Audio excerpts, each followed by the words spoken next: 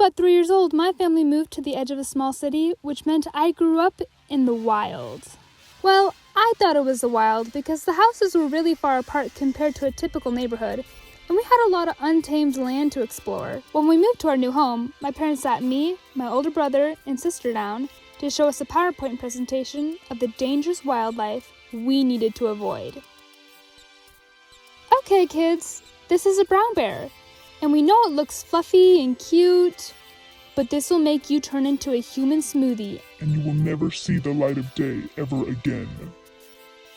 Growing up, I spent as much of my time outdoors as I could. When I was 10 years old and in school, we were learning about the Native Americans and the different lifestyles they had. I remember the teacher showing us pictures of different kinds of teepees that were built, and I turned to my friend and said, "Psh, I could make that." So every day after school, I laid the groundwork for the construction of my teepee. To keep the project as authentic as possible, I refrained from using any modern tools for construction. All I had is what Mother Nature provided me.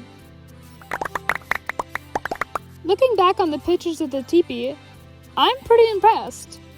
That's really good for someone who couldn't tie their own shoes. I grabbed every possible stick I could find to construct that fort. I even recall finding a fallen tree and peeling back the bark for the outer protection of my teepee. In the end, the teepee fit both me and my friend comfortably. When winter rolled around, the teepee actually withstood the weight of the snow and was still standing for the following year. It wasn't uncommon for wildlife to stroll onto our property.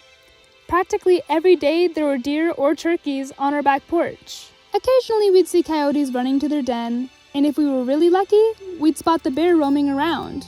But on this particular spring day, I was playing in my wooden clubhouse when I spotted the most amazing sight. Mom, come quick, look what I caught! Oh my gosh, what is that thing? Mom, it's a baby bunny. I can't just leave it alone. How on earth did you manage to catch a jackrabbit? Did you steal it away from its mother? No, Mom, I caught it in the corner of my clubhouse all alone. Can we keep it? Sadly, we didn't end up keeping the jackrabbit I caught. My mom ended up finding out that jackrabbit mothers hide their babies in different locations and leave them there during the day. At dusk, they come back to each spot to feed them all.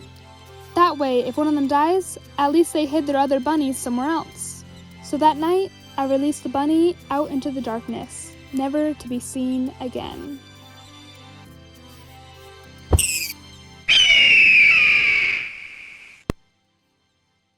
This last story, I was too small to remember, but my sister Christina has it burned into her brain. One summer day, me and my older sister were outside the house playing on a thin strip of concrete.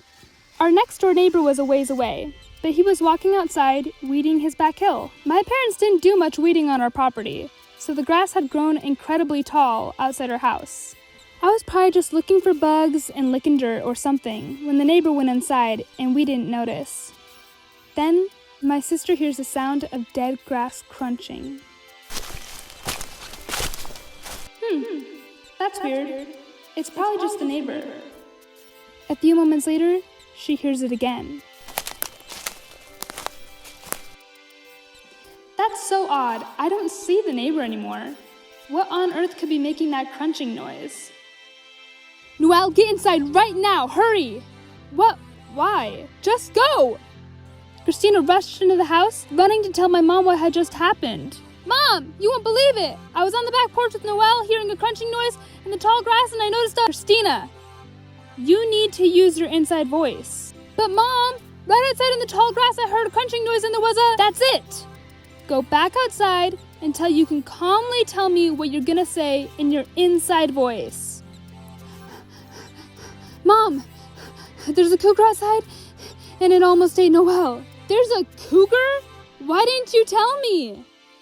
And those are my childhood stories about being in nature. I lived in that house until I moved to college, and I really miss just being a kid and being outside. Something about the unpolluted air just makes me feel calmer for some reason. Anyway, I just wanted to shout out the 2 people who claimed to be my 100th subscriber. I wasn't watching closely enough to know which one of you came first, but y'all are the real ones.